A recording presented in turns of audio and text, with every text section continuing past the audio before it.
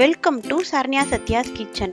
இன்னைக்கு நம்ம சூப்பரான ஒரு வெந்தயக்கீரை சாதம் பார்க்க போகிறோம். வெந்தயக்கீரை வந்து உடம்புக்கு ரொம்ப ரொம்ப குளிர்ச்சி. அதே சமயம் அதில் இயற்கையாகவே கொஞ்சம் கசப்பு இருக்கிறதுனால குழந்தைங்கள்லாம் சாப்பிட மாட்டாங்க. அதே இது இந்த மாதிரி டேஸ்டியாக சாதமாக செஞ்சு கொடுத்தீங்கன்னா ரொம்ப ரொம்ப விரும்பி சாப்பிடுவாங்க. ஏற்கனவே வந்து நான் வெந்தயக்கீரை பரோட்டா, வெந்தயக்கீரை அடை செஞ்சு ஏற்றிருக்கோம். அதையும் பார்த்துக்கோங்க. ஒரு கட்டு அளவு வெந்தயக்கீரையை இந்த மாதிரி நல்லா கழுவி சுத்தப்படுத்தி எடுத்து வச்சுருக்கேன்.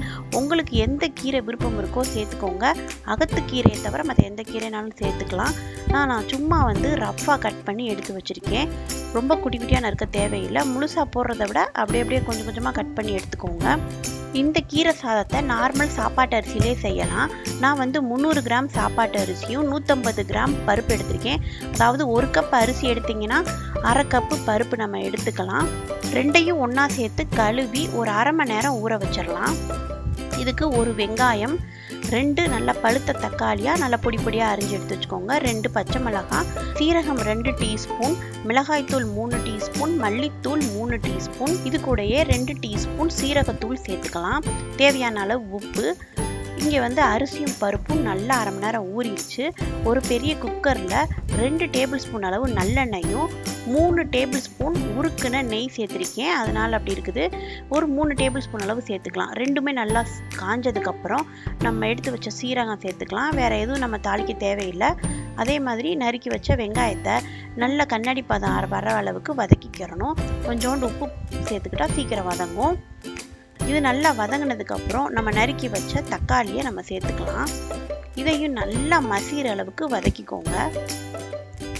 இந்த மாதிரி மசிஞ்சதுக்கப்புறம் நம்ம கட் பண்ணி வச்ச வெந்தயக்கீரையை நம்ம சேர்த்துடலாம். இதை வந்து ரொம்ப நேரம் வதக்காமல் அந்த கீரையெல்லாம் சுருங்கி வரும் பாருங்கள், அந்த ஸ்டேஜ் அளவுக்கு வதக்கிக்கலாம். இது ரொம்ப ரொம்ப சிம்பிளான மெத்தட் தான், ஆனால் டேஸ்ட்டு சூப்பராக இருக்கும். இப்போ வந்து நம்ம ஊற வச்ச அரிசி பருப்பையும் அப்படியே சேர்த்துடலாம். தண்ணியெல்லாம் வடித்து சேர்த்துக்கோங்க. இங்கே என்ன அளவு எடுத்திருக்கேன்னா, இந்த அரிசியும் பருப்பும் சேர்ந்து சம அளவு இருக்கிற மாதிரி எடுத்துகிட்டு, ஒரு கப்பு நீங்கள் அரிசி பருப்பு எடுத்திங்கன்னா 3 கப்பு வந்து தண்ணி ஊற்றிக்கிறோம். இது வந்து ஒரு குட்டி 50 கிராமில் நான் எடுத்திருந்தேன், அதுக்கு போட்டுக்கிறேன். இதுலேயே வந்து மிளகாய்த்தூள், மல்லித்தூள், சீரகத்தூள், தேவையான அளவு உப்பு எல்லாத்தையும் சேர்த்து நல்லா மிக்ஸ் பண்ணிடுங்க. உப்பு காரம்லாம் செக் பண்ணிவிட்டு குக்கரை மூடி ஒரு 4 விசில் வச்சு நம்ம எடுத்துக்கலாம். இப்போ வந்து ப்ரெஷர் எல்லாம் நல்லா ரிலீஸ் ஆயிடுச்சு. குக்கரை திறக்கலாம். திறந்தா நம்மளோட சூப்பரான கீரை சாதம் சூப்பராக ரெடி ஆயிடுச்சு. இந்த சாதம் வந்து கொஞ்சம் குழைவாகவே இருந்தால் ரொம்ப நல்லா தான் இருக்கும். விதையாக இருக்கிறத விட நல்லா குழஞ்சா நல்லாயிருக்கும். இப்போ ஒரே ஒரு ஸ்பூன் நெய் ஊற்றி நம்ம கடைசியாக நம்ம கிண்டும் போது அப்படி நெய் வாசனையோட குழந்தைங்களுக்குலாம் ரொம்ப பிடிச்ச கீரை சாதம் சூப்பராக ரெடி ஆயிரும். இந்த வெந்தயக்கீரையை கூட்டாவோ பொரியலாக வச்சா சாப்பிட மாட்டாங்க.